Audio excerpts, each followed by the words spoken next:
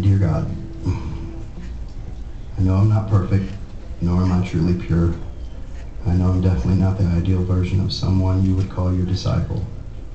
But from what I've learned from being honest with myself and others, is that I have capabilities to achieve tools that can help me reach a higher understanding of what it might take to become more spiritual in my life.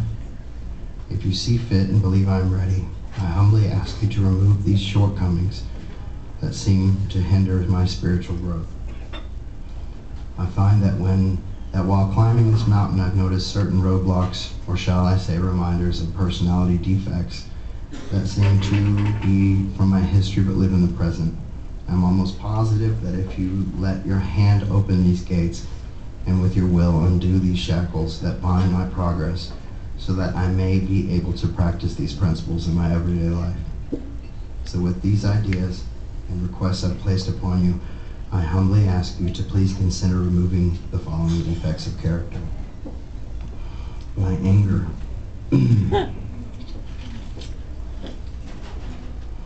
My anger is the one defect that still to this day allows me to lash out at others consistently, controls my ability to work with and respect another's right to their opinions or beliefs. My anger seems to be the one defect that instantly diminishes any amount of respect someone may have for me. I found that this character trait alone has created so much personal, professional instability and spiritual trials because of decisions made out of anger in my life. Resentments. Resentments are secondary to my anger in every aspect of my life. Take away my need to hold grudges and let me be able to forgive and become at peace with others so that I might be able to pray for them in return. Arrogance. My arrogance leads me to believe that even while on this beautiful earth, I find myself building a pedestal for me to stand above others and see much farther than most, thus the end result finding me boastful and ignorant with the knowledge of a shortcut. May you strip any piece of ego or selfish pride away so that I may learn to live with the fact that I can be wrong. That listening to others, keeping myself open to suggestions as well as taking in healthy input will in turn make me more well-rounded as a leader, friend, father, son, husband, and individual. Closed-mindedness.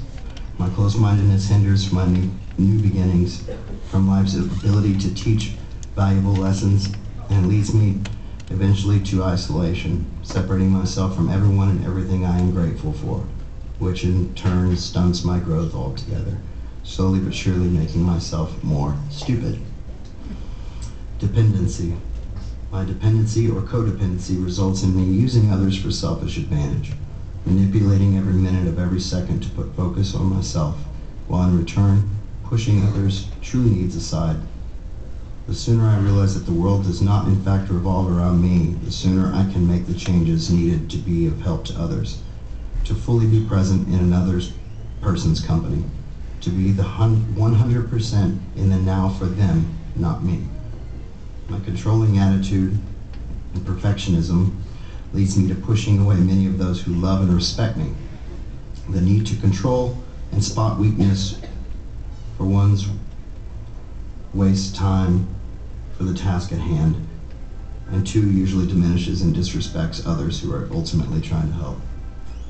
My fear, please take away my fear that exists in my body, mind, and soul, so that I may learn to be open, trusting, and honest with others. Gluttony. Gluttony plays a major part in keeping my life unmanageable. It consumes me in all aspects of life.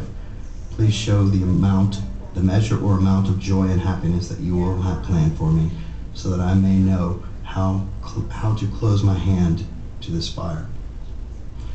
Dishonesty. Dishonesty plays a tremendous part in my ability to create and keep healthy relationships, to be able to hold myself responsible and accountable for all my actions at all times, knowing anything I do or say will be the truth. That I can be relied on as well as my word. Anxiety. My anxiety consumes me and tends to be my main source of constant worry and insecurity. I ask you to remove these defects of character so that I may see the true beauty that you have laid before me, so that I might be able to escape self-loathing, self-pity, self-hate, and destruction. And finally, self-pity. Self-pity would be the weakest and strongest trait which I carry. Self-pity strips me of confidence and the ability to grasp the idea that I am even capable of becoming a good person, much less a good father.